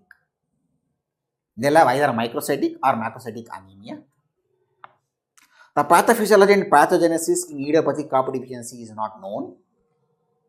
And if you treat with the oral copper supplements, there will be an improvement. At least you can prevent the progression. Hypocupric neuropathy, also known as this. Then you have nitrous oxide, which can present like same dorsal lateral column syndrome. Nitrous oxide chronic exposure can produce this syndrome, especially OT sisters who work in the OT. Acute exposure also can produce a B12 deficiency, those who are having a very low stores and elderly people. It is also known as anesthesia paresthetica. But DTR won't be absent in nitrous oxide induced myelopathy and neuropathy. Another close DD, these sort of patients is Tabes dorsalis, wherein a dorsal ganglia will be the pathology and dorsal column will be affected with a vibration positive sensation affected, rhombox sign positive. They'll have a lancinating fleeting pain over the lower legs, thorax, face, even the upper leg. They'll have Argyll-Robertson pupil bilateral, classically seen. Argyll-Robertson pupil. Even they can have a dementia. They can have abdominal crisis with vomiting, nausea, and Tape's dorsalis mimics diabetic polyradiculopathy. Treatment is parenteral penicillin for Tape's dorsalis. So these are some of the close DDs. Okay, hypocupric, Tape's dorsalis, then nitrous oxide, toxicity. Then you get a case like this. Then there are some questions which will be asked in the exam. He had a tingling and numbness. In a sensory system case, if you get, they'll ask some question. What is paresthesia? Paresthesia is feeling the sensation without a stimulus. That is paresthesia. What is dysesthesia? Dysesthesia is perversion. A vibration may appear as a touch may appear as a pain. It is a perversion. Dysesthesia. Then hyperesthesia. Hyperesthesia is there is a increased feeling of sensation. For example, if you touch mildly also, they will feel it is a very, with the pressure I am touching it. Hyperesthesia. Hyperalgesia, where a mild painful stimulus will appear as a severe painful stimulus. Hyperalgesia. Hyperpathia. Hyperpathia is exaggerated reaction to the stimulus. It could be hyperalgesia or hyperesthesia or even allodynia. What is allodynia? Allodynia, a non-painful stimulus will appear as a painful stimulus. Allodynia. Hyperpathia is a combination of allodynia, hyperalgesia, hyperesthesia, where there is exaggerated reaction to the stimulus. You have allosthesia, where if you touch at one point, they feel the sensation at the other point. Allosthesia. You have allochaira. Allochaira, exactly opposite side of the body, you will feel the sensation. If right side forearm, left side forearm, you will feel allochaira. Paresthesia, loss of vibration sensation. Paresthesia. Some examiners are fancy to ask this question. You should know about this. Okay, whenever you get a sensory system like these sort of cases. Okay, and then one more very nice thing which I want to tell, which is given in Dijon is, and even I discussed this when I examined the general examination. Whether patient is malingering or not, how do you make out in these sort of peripheral neuropathy patients? Whether they are malingering or not.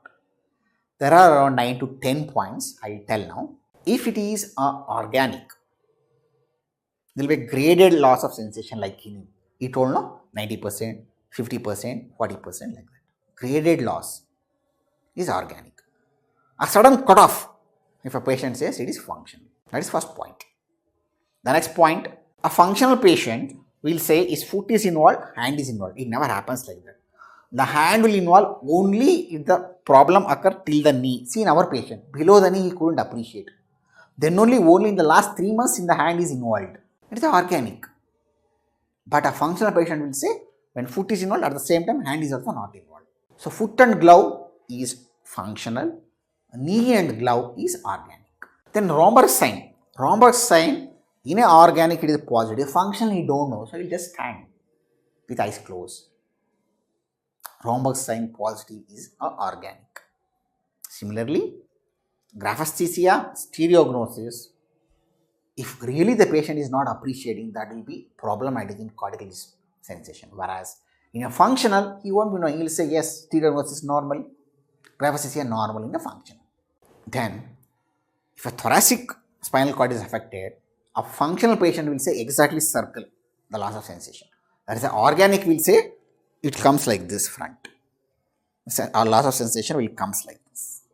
Organic patient. Then yes and no. You tell the patient, I'll touch with cotton. Whenever he feels, let him say yes. Whenever he doesn't feel, let him say no. You tell like that. A gullible patient, whenever you keep on telling yes or keep on telling no. If an organic patient means, if you cannot appreciate, you should keep quiet.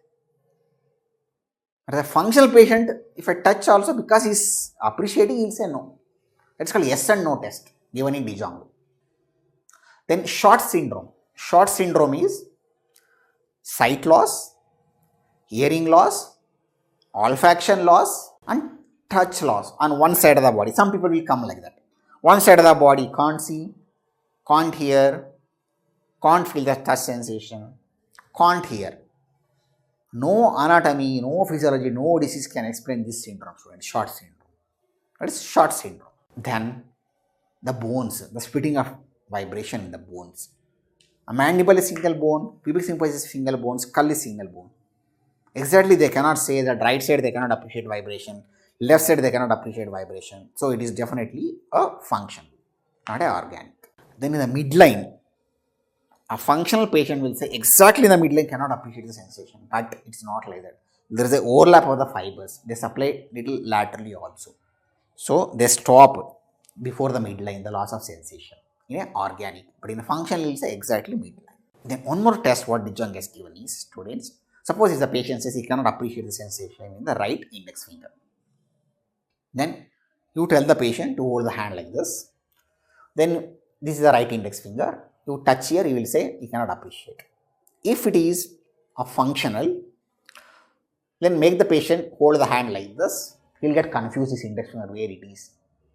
Then he'll tell his middle finger he cannot appreciate, or little finger when you examine. But if it is an organic, same index finger where he was not appreciating in this position also he will say same finger he cannot appreciate. A nice diagram given in Dijong, students, you can go through this. So these are around 10 nice points in a sensory system. I discussed this also in general examination. This is a revision for you to say whether it is organic or functional sensory loss. Okay, right. So next is, students, this is a beta deficiency, a nutritional cause, a non-compressive myelopathy. Spinal cord is involved because corticospinal tract is involved, stiffness is there, plantar is extensor, but nothing is compressing. It is a non-compression. So a few causes, other cause of non-compressive myelopathy. Before that, clinically, how do you distinguish a compressive myelopathy from a non-compressive myelopathy? As I told, compressive myelopathy is asymmetrical and root pain. Non-compressive like this, bilaterally symmetrical, no root pain. He never had root pain. I asked back pain, root pain. He never told that. A standard question, basic question, all PG should know. Then some of the causes of a non-compressive myelopathy.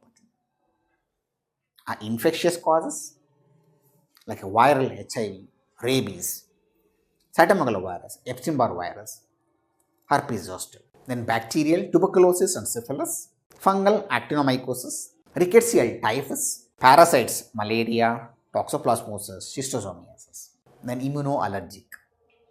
It could be influenza virus, exanthematous fevers, measles, rubella, chickenpox. Then vaccines can produce non-compressive myelopathy like tetanus, smallpox, rabies. Then you have demyelinating causes. Multiple sclerosis. I presented one, that young boy, he had a spinal cord involvement. Nothing is compressing, it is a non-compression.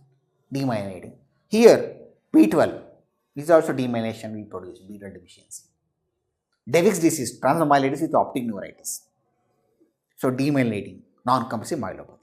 A transmyelitis is either due to an infection or a demyelination or immunoinfectious or immunoallergic. Transmyelitis. Transmyelitis, it is acute, weeks to days, days to weeks. All tracts will be affected below one level. Corticospinal tract, dorsal column, spinothalamic, bone and bladder will be involved. Definite sensory level will be there. Plantar will be extensor and 70% recover within 3 months. I will present one case, transmyelitis. I will be presenting one more non-compressive myelopathy. Then what are the other causes of non-compressive myelopathy? Degenerative. I discussed one case, familial spastic paraplegia. Nothing is compressing on him, but still spinal cord involved. Motor neuron disease. There nothing will compress the spinal cord, but still spinal cord will be involved. Then some of the spinocerebellar ataxia where along with the cerebellum, spinal cord will be involved. So spinocerebellar ataxia, motor neuron disease, hereditary spastic paraplegia, which I discussed. Then toxins, arsenic, letharism, which I discussed detailed letharism when I discussed the paraplegia. Penicillin given to the spine anesthesia or even the spinal anesthesia sometimes can produce acts as a toxin. Then SMON, subacute myelooptic neuropathy, toxic causes. Then vascular, anterior artery thrombosis because of atherosclerosis or AV malformation, bleeding in the spinal cord. Abdominal aortic aneurysm, rupture, vasculitis. Nothing is compressing, but still they can have spinal cord involvement. Non-compressive myelopathy. Environmental, radiation, electric shock. Nutritional, pellagra, pernicious anemia, B12 like this, metabolic liver failures, then other cause of paraneoplastic neuropathies, paraneoplastic myelopathies, can have a non-compressive myelopathy. Then HTLV1 virus, which I discussed at the DD when I discussed the familial spastic paraplegia case. Tropical spastic paraplegia, HTLV1 spinal cord involvement. These are some of the cause of non-compressive myelopathies. This is one non-compressive myelopathy which today you see. One more transmyelitis I will discuss. Okay, so should not be any confusion. Should be thorough with the spinal cord diseases.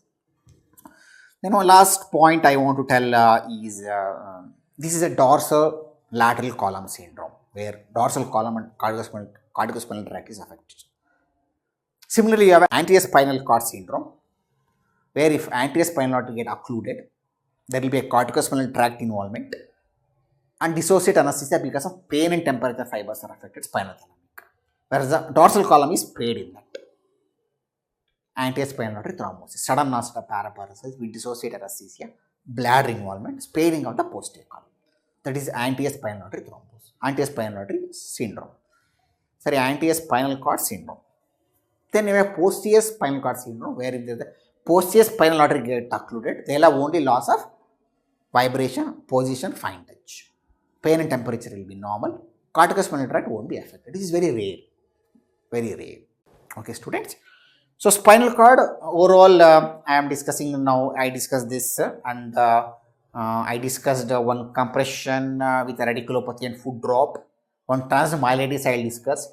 Familial spastic paraplegia I will discuss. And one high cervical cord lesion I will discuss. 5 cases. With this, you should be thorough in spinal cord, students. And some of the standard questions which they will ask in spinal cord I discussed. Compression and non-compression myelopathy differences, intramedullary, extramedullary differences, then interdural, extradural differences, conus cauda, all these standard questions I discussed. Thank you, students.